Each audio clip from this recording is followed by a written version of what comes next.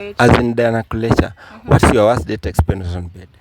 My worst date experience on bed.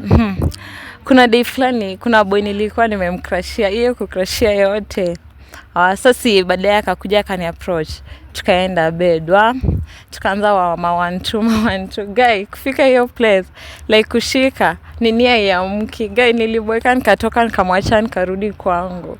Niliboeka guy. Then kitu ingine as in what's your weirdest place in your mind to having umefanya mechi hapo hivyo place weird yenye umefanya mechi? Place weird.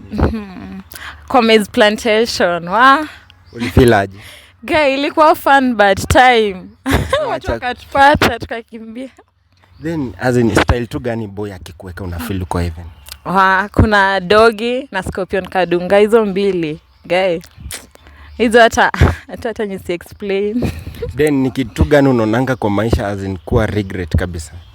Regret. Kuna huyu boy nilikuwa na date na yeye. Huyo boy imagine tuka date for like 6 months later. Ananiambia eti nilimpenda juu. Hauna nyasha. Just na nyasha. Hebu tupe trace tu. Hebu shake kidogo aone vizuri.